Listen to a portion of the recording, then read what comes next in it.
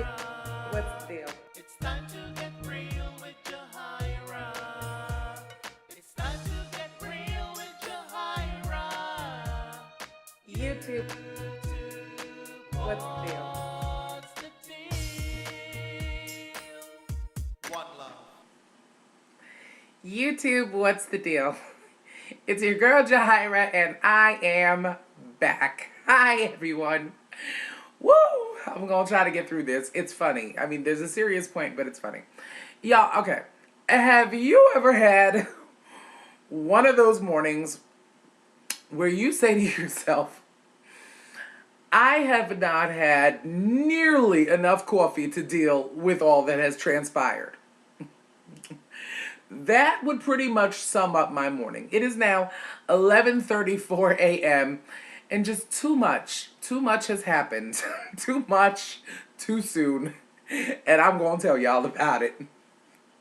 So I woke up this morning to a text message. And the text message was from an acquaintance of mine. Basically, his friends are my friends, but we don't really know each other per se. We've spoken, but it's not, you know what I mean, any quantifiable level of friendship, what have you. And the text message said, look what I found. And there was an attachment, i.e. a picture. So I, push on the, touchscreen phones, whatever. I hit the attachment. And it opens up and there's a black screen. It's a slideshow apparently that says, look what I found, exclamation point, exclamation point, exclamation point. So I scrolled it on over to the picture. And the picture is a picture of me. It is a picture of me and my one-time best friend. We're still, I mean, that's my sister. But, this at the moment was my best and arguably one of my only friends in the world. And we are looking at the camera and we're smiling and it's it's a picture. It is a picture of somebody holding a picture of us. So like if you can picture, the picture and then fingers pinched and then the picture of us. And this picture was from 1992. Somewhere in the realm of between 91 and 93. Needless to say, the picture was taken prior to the woman that you see before you today. And I was, woo! The appropriate vernacular in my community is I was gagging. I was gagging. I was dumbfounded, dumbstruck, apoplectic, whatever you want to call. I mean, if you can picture the fullest extent of shock, that's where I was. And I texted this person back and I said, what the hell is your problem? And I'm and I'm going to get into, I'm going to jump into the serious note for a second. Because there's an etiquette that goes along with dealing with a woman of trans experience. And I realize that I don't make many trans-specific videos on my channel. And that's largely due to the fact that while I have no shame in regards to the journey it took to get me to the point that I'm at, the point that y'all see me, because the world at large, since my transition, which began at the age of 16, didn't necessarily perceive me as a woman of trans experience. My life experience has been, from 16 years old, like half of my life up until now, has been largely mimicking that of a biological female. So I don't really, it's not a pool that I've necessarily spent a great deal of time playing in. Yes, I have been part of the ballroom scene, and yes, I certainly support trans issues, and I would never deny that which made me who I am, and the journey that it took to get me here. I never ever would. And I'm grateful for that journey, but I feel thoroughly unqualified to strap an entire community to my back and speak on behalf of, when my experience is vastly different from the experience of another trans individual. So I find it difficult to, discuss things of that nature. But with that being said, there's a couple of things, because I am acutely aware that for a lot of you, I am probably one of the only, women of trans experience that you have any consistent contact with. So I just wanted to put it out there now that there's just sort of a way to go about doing certain things with regard to a trans individual. It comes up a lot, and people are naturally curious because the open discussion of trans issues is still a relatively new thing. So people have questions, and I don't have a problem dealing with questions. However, there are certain things and certain commentary that really is somewhat off limits. For instance, actually, Calpurnia Adams made an incredible video about this issue, as in like 16 questions not to ask a trans person or a trans woman. But there are certain questions that do incite negative feelings, such as, what was your name from before? Setting aside the fact that this is an incredibly personal question, there's what you say, and then there's how we interpret what you said. You could ask, because you're purely curious, what was your name from before? And what I hear, the way I interpret it every single time, is the name that you have now is something you appropriated to coincide with your presentation. It's basically part of your act. And I'm trying to find out your real name, who you really are. Well, my real name is Yahaira. And for English-speaking people, my name is Jahaira. That's my real name. $150 and a trip to court ensued ensured that was my real name. And then you get the issue of pictures.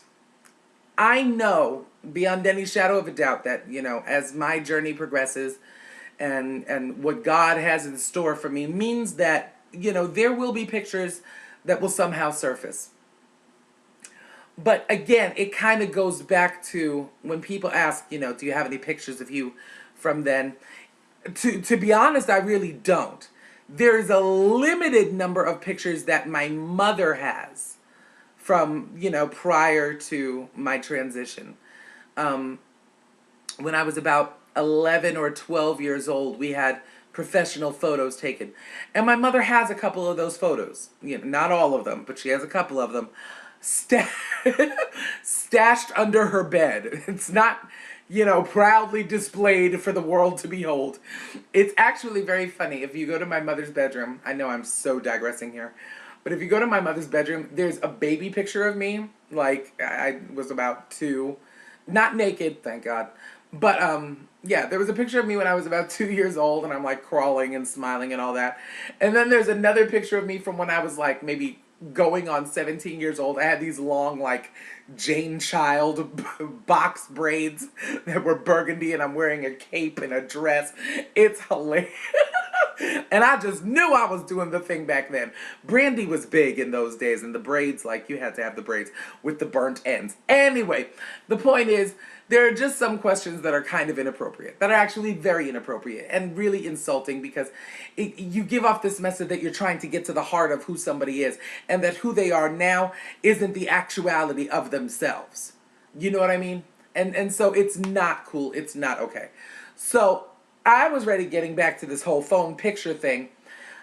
I went to the place in my home where most of my great ideas were born, aka the bathroom, and I sat down and I said, where the hell was that picture taken? And I mean, y'all, I'm reaching back through years of cocaine abuse to try to get this memory. And it finally dawned on me that me and my best friend Gwen, her name is Gwen, hi Gwen, I'm putting this out there now, had taken this picture at a photo booth in a movie theater. I mean, years, upwards of 15 years ago. Well, upwards of 15 years ago. Me and Gwen are a year apart, exactly 1 year apart. I'm March 4th and she's March 4th 1 year later. So, I mean, you could not see her in those days without seeing me, and vice versa. We were always together. This is the sign for best friends. Um, and so, yeah, that's where that picture came from. But I could not, for the life of me, figure out how this dude that I barely know had gotten this picture.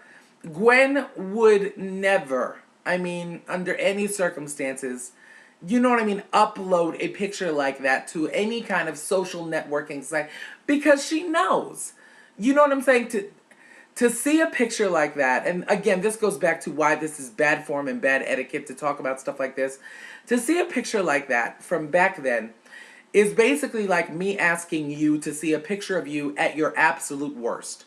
Do you have a picture of you when you were on the verge of suicide? Do you have a picture of you at your most miserable? Do you have a picture of you at your ugliest? You know what I mean? That's honestly, and I gotta be honest here, honestly, what those years represent to me. Like it was the worst possible period in my life.